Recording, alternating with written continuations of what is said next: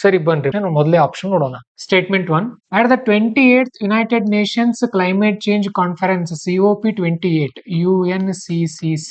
Okay, ಅದರದೊಂದು 28ನೇ meeting ನಡೆದಿತ್ತು 2025ರಲ್ಲಿ. ಸೊ ಅದರ ಮೇಲೆ ಪ್ರಶ್ನೆ ಬಂದಿದೆ. ಇದು India refrained from signing the declaration on climate and health. Climate ಮತ್ತು ಹೆಲ್ತ್ ನ ಡಿಕ್ಲರೇಷನ್ ಗೆ ಭಾರತ ಸಹಿ ಹಾಕಿಲ್ಲ ಅಂತ ಹೇಳ್ತಾ ಇದ್ದಾರೆ. ಭಾರತ ಸಹಿ ಹಾಕಿಲ್ಲ ಅಂತ ಅದಕ್ಕೆ. ಸರಿ, ನನಗೆ ಗೊತ್ತಿಲ್ಲಪ್ಪ, ಗೊತ್ತಿಲ್ಲ, ನಾನು ಓದಿಲ್ಲ ಅನ್ಕೊಳ್ಳೋಣ. ಆಕ್ಚುಲಿ ವಿಷನ್ ಮ್ಯಾಗಝಿನ್ ಓದಿದ್ರೆ ಬಂದಿರುತ್ತದು, ನಾನು ಓದಿದ್ದೆ, ನನಗೆ ಗೊತ್ತು ಇದೆ ಅದು, ನಾನು ಕ್ಲಾಸ್ ಅಲ್ಲಿ ಕೂಡ ಹೇಳಿದ್ದೀನಿ ಅದನ್ನ. ಭಾರತ ಸಹಿ ಹಾಕಿರ್ಲಿಲ್ಲ ಅದಕ್ಕೆ. ಬಟ್ ಅಕಸ್ಮಾತ್ ನೀವು ಓದ್ಕೊಂಡೆ ಹೋಗಿಲ್ಲ ಆದ್ರೂ ಕೂಡ ಹೇಗೆ ಗೆಸ್ ಮಾಡೋದು ಈ ತರ ಪ್ರಶ್ನೆಗಳನ್ನ? ಗೊತ್ತಿಲ್ಲ ಅಂತಾನೆ ಅನ್ಕೊಳ್ರಿ. ನನಗೆ ಗೊತ್ತಿಲ್ಲ, ಕ್ವಶನ್ ಮಾರ್ಕ್ ಇಡ್ತೀನಿ, ನಾನು ಅಂಡರ್ಲೈನ್ ಮಾಡ್ತೀನಿ ಕೀವರ್ಡ್ ಗಳನ್ನ. ಎರಡನೇ ಸ್ಟೇಟ್ಮೆಂಟ್ ಓದ್ತೀನಿ. The COP28 declaration on climate and health. ಇದೇನ್ ಡಿಕ್ಲರೇಷನ್ ಇದೆಯಲ್ಲ ನೋಡಿ, ಅವ್ರು ಎಷ್ಟು ಟೆಕ್ನಿಕ್ ಇದಾರೆ ನೋಡ್ರಿ UPSC ನವರು. The COP28 declaration on climate and health ಅಂದ್ರೂನು ಅಷ್ಟೇ, ಬರೀ ಇಟ್ ಅಂತ ಕೊಟ್ಟಿದ್ರು ಅಷ್ಟೇ, ಹೌದಲ್ವಾ? ಮತ್ತು ಅಷ್ಟೆಲ್ಲ ಓದೋಕ್ ನಮ್ಗೆ ಟೈಮ್ ಹಚ್ತಾರ ಅವ್ರು, ಹೌದಲ್ವಾ? ಅಂದ್ರೆ ನಮ್ ಟೈಮ್ ವೇಸ್ಟ್ ಮಾಡೋಕ್ ಟ್ರೈ ಮಾಡ್ತಿರ್ತಾರ ಅವರು. ನಾವು ಅದರಿಂದ ಎಸ್ಕೇಪ್ ಆಗ್ಬೇಕು. Okay, the COP28 declaration on climate and health is, ಇದಕ್ಕೆ ಮತ್ತೆ ಅಂಡರ್ಲೈನ್ ಈಗ ಮಾಡೋ ಹಾಗಿಲ್ಲ, ಇಲ್ಲಿ ಈಗಾಗಲೇ ಮಾಡಿದೀವಿ. ಅದಕ್ಕೆ ಈಸ್ ಬೈಂಡಿಂಗ್ ಡಿಕ್ಲರೇಷನ್. ಬೈಂಡಿಂಗ್ ಅಂದ್ರೆ ಕಂಪಲ್ಸರಿ ಫಾಲೋ ಮಾಡ್ಲೇಬೇಕು. ಅಂಡ್ ಇಫ್ ಸೈನ್ಡ್, ಅಕಸ್ಮಾತ್ ಸಹಿ ಮಾಡಿದ್ರೆ, it becomes mandatory to decarbonise the health sector. Okay, ಇದಕ್ಕೇನಾದ್ರೂ ಸಹಿ ಹಾಕಿದ್ರೆ ಕಂಪಲ್ಸರಿ ಎಲ್ರು ಕೂಡ ಏನ್ ಫಾಲೋ ಮಾಡ್ಬೇಕು ಅಂದ್ರೆ ಹೆಲ್ತ್ ಸೆಕ್ಟರ್ ನ ಡಿಕಾರ್ಬನೈಸ್ ಮಾಡ್ಬೇಕಂತೆ. ಡಿಕಾರ್ಬನೈಸ್ ಅಂತ ಅಂದ್ರೆ ಕಾರ್ಬನ್ ರಹಿತವಾಗಿರೋದು ಹೆಲ್ತ್ ಸೆಕ್ಟರ್ ನ. ಥಿಂಕ್ ಮಾಡ್ರಿ, ಹೆಲ್ತ್ ಸೆಕ್ಟರ್ ಕಾರ್ಬನ್ ಇಲ್ಲದೆ ಇರೋ ತರ ಮಾಡೋಕ್ಕಾಗತ್ತಾ? ಸಂಪೂರ್ಣವಾಗಿ ಏನಾದ್ರು ಮಾಡ್ಬೋದು, ಕಡಿಮೆ ಮಾಡ್ಬೋದು. ಸಂಪೂರ್ಣವಾಗಿ ಸ್ಟ್ರಿಕ್ಟ್ ಆಗಿ ಈ ತರ ಮಾಡ್ಬಿಡ್ಬೇಕು ನೀವಂತ ವಿಶ್ವಸಂಸ್ಥೆ ಅವ್ರು ಹೇಳೋಕ್ ಸಾಧ್ಯ ಇದೆಯಾ? ಥಿಂಕ್ ಮಾಡ್ರಿ. ಸಾಮಾನ್ಯ ನೋಡಿದ್ರೆ ಏನ್ ಅನ್ಸುತ್ತೆ, ಸ್ವಲ್ಪ ಓವರ್ ಅನಿಸ್ತಾ ಇದೆಯಲ್ಲ ಸ್ಟೇಟ್ಮೆಂಟ್, ಪ್ಲೇನ್ ಅನಿಸ್ತಾ ಇಲ್ಲ, ಎಕ್ಸ್ಟ್ರೀಮ್ ಅನಿಸ್ತಾ ಇದೆಯಲ್ಲ ಸ್ಟೇಟ್ಮೆಂಟ್. ಸೊ ಹಾಗಾಗಿ ಏನಂತ ಗೆಸ್ ಮಾಡೋಣ, ಯಾಕೆ ಓವರ್ ಇದೆ ಬಹಳ ಅಂತ ರಾಂಗ್ ಮಾಡ್ಬಿಡು. ಸರಿ, ಸೊ ಇಲ್ಲಿ 2 ರಾಂಗ್ ಆಯ್ತು. 2 ರಾಂಗ್ ಆಯ್ತಲ್ಲ, ಹುಡುಕ್ರಿ ಅಲ್ಲಿ. ಮೂರನೇ ಸ್ಟೇಟ್ಮೆಂಟ್ ಹೋಗ್ಬೇಡ್ರಿ, ಅಲ್ಲಿ ಹುಡುಕ್ರಿ. 2 ಎಲ್ಲೆಲ್ಲಿ ರಾಂಗ್ ಇದೆ ಹುಡುಕ್ರಿ. Both statement 2 and 3 are correct. ಎರಡು ಕರೆಕ್ಟ್ ಅಂತ ಹೇಳ್ತಾ ಇದಾರೆ. ಸಾಧ್ಯನೇ ಇಲ್ಲ, ಯಾಕಂದ್ರೆ ನಮಗೆ 2 ಡೌಟ್ ಬರ್ತಾ ಇದೆ. Both statement 2 and 3 are correct, ಮತ್ತು ಅದನ್ನೇ ಹೇಳ್ತಾ ಇದಾರೆ. ಓಕೆ, ಈಗ ನೈದರ್ ಸ್ಟೇಟ್ಮೆಂಟ್ 2 ನಾರ್ ಸ್ಟೇಟ್ಮೆಂಟ್ 3 ಇಸ್ ಕರೆಕ್ಟ್ ಅಂತ ಹೇಳ್ತಾ ಇದಾರೆ. ಸೊ ನಾನೀಗ ಥಿಂಕ್ ಮಾಡ್ಬೇಕು ಇದನ್ನ, ಯಾಕಂದ್ರೆ ಇನ್ನೂ ನಾನು ಮೂರನೇ ಓದ್ಬೇಕಾಗಿದೆ. Only one of the statement 2 and 3 is correct and that explains statement 1. ನೋಡಿ, ಒಂದು ಸೂಕ್ಷ್ಮವಾದ ಅಂಶ ಗೊತ್ತಿರಲಿ ನಿಮಗೆ. ಈ ಇಡೀ ಪ್ರಶ್ನೆಯಲ್ಲಿ ಅವ್ರು ಎಲ್ಲಿಯೂ ಕೂಡ ಒಂದನೇ ಸ್ಟೇಟ್ಮೆಂಟ್ ಕರೆಕ್ಟ್ ಇದೆಯೋ ಇಲ್ವೋ ಕೇಳ್ತಾ ಇಲ್ಲ. ಇದರ ಅರ್ಥ ಏನು? ನೀವು ಒಂದೇದ್ ನೆನಪಿಟ್ಟಿದಿರೋ ಬಿಟ್ಟಿದಿರೋ ಅವ್ರಿಗೆ ಗೊತ್ತು, ಅಗತ್ಯನೇ ಇಲ್ಲ. ಒಂದೇದ್ ಬೇಡವೇ ಬೇಡ ನಿಮಗೆ ನೆನಪಿ. ನಾನು ಅದಕ್ಕೆ ಯಾಕೆ ಕ್ವಶನ್ ಮಾರ್ಕ್ ಇಟ್ಟಿದ್ದೀನಿ, ಇದಕ್ಕೆ ಗೊತ್ತಿಲ್ಲಪ್ಪ. ಬಟ್ ಇದನ್ನ ನೀವು ಅನಾಲಿಸಿಸ್ ಹೇಗ್ ಮಾಡ್ತೀರಿ ಚೆಕ್ ಮಾಡ್ತಾ ಇದಾರೆ. ನಾವೇನ್ ಅನ್ಕೊಳ್ತೀವಿ, ಅಯ್ಯೋ ನನಗೆ ಇದನ್ನು ಗೊತ್ತೇ ಇಲ್ವಲ್ಲ. ಸೊ ಈ ತರ ಪ್ರಶ್ನೆಗಳನ್ನ ಫಸ್ಟ್ ಅಟೆಂಪ್ಟ್ ಅಲ್ಲಿ ಮಾಡಬಾರ್ದು. ಸೆಕೆಂಡ್ ರೌಂಡ್ ಬರ್ತಿರಲ್ಲ ಅವಾಗ ಮಾಡ್ಬೇಕು. ಫಸ್ಟ್ ರೌಂಡ್ ಅಲ್ಲಿ ನಿಮ್ಗೆ ಗೊತ್ತಿರೋದು ಮಾಡ್ತಾ ಹೋಗ್ಬೇಕು. ಸರಿ, ನೋಡೋಣ ಈಗ. ಸೊ ಈಗ 4ನೇದು ನಾನು ಚೆಕ್ ಮಾಡ್ಕೊಳ್ತೀನಿ ಮೊದಲು. ಸರಿ, ಸ್ಟೇಟ್ಮೆಂಟ್ 3 ನೋಡ್ತೀನಿ.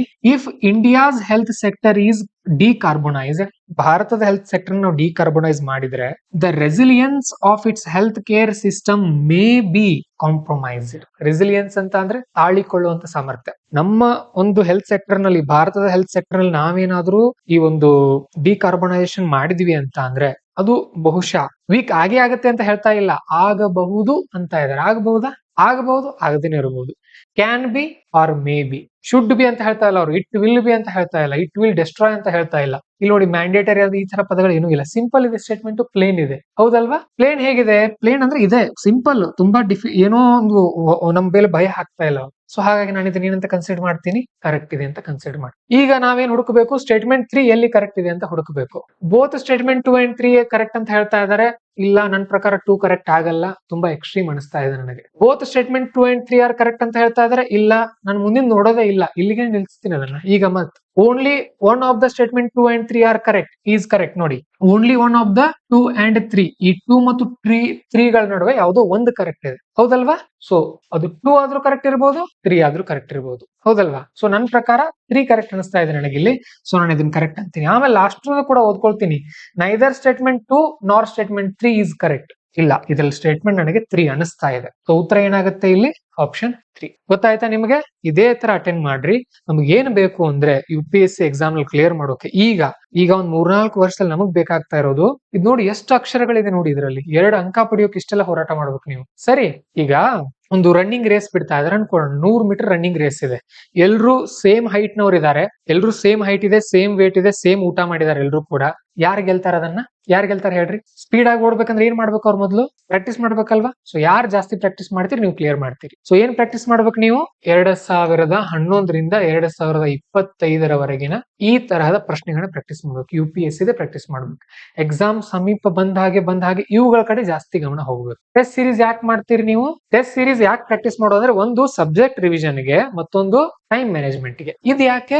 ಎಕ್ಸಾಮಿನರ್ ನ ಮೈಂಡ್ ಸೆಟ್ ಅರ್ಥ ಮಾಡ್ಬೇಕು. ನೋಡ್ರಿ, ಅವನಿಗೆ ನಿಮಗೆ ಇದು ಗೊತ್ತಿದೆಯೋ ಗೊತ್ತಿಲ್ವೋ ಅಗತ್ಯನೇ ಇಲ್ಲ, ಅವ್ನ ತಲೆನೇ ಕೆಡ್ಸ್ಕೊಳ್ಳೋದಿಲ್ಲ ನಿಮ್ ಬಗ್ಗೆ. ನನಗಿದೆಲ್ಲ ಗೊತ್ತಿರ್ಲಿಲ್ಲ ರೀ, ಗೊತ್ತಿದ್ದಿದ್ರೆ ನಾನು ಇಷ್ಟೊತ್ತಿಗೆ ಎಲ್ಲೋ ಇದ್ದು ಬಿಡ್ತಾ ಇದ್ದೆ. ಬಟ್ ಈಗ ಗೊತ್ತಾಗಿದೆ. ನಿಮ್ನ ಮಾಡಿಸ್ಬೇಕು ಅನ್ನೋ ಕಾರಣಕ್ಕೆ ಇದನ್ನ ಹೇಳ್ತಾ ಇದೀವಿ. ಥಿಂಕ್ ಮಾಡ್ರಿ, 1 ವರ್ಷ ಪ್ರಯತ್ನ ಪಡ್ರಿ, ಕ್ಲಿಯರ್ ಆಗೇ ಆಗುತ್ತೆ. ಗೊತ್ತಾಯ್ತಾ ನಿಮ್ಗೆ? ಸಾಲ್ವೇಬಲ್ ಮಾಡ್ಬೋದೋ ಇಲ್ವೋ ನಾವು UPSC?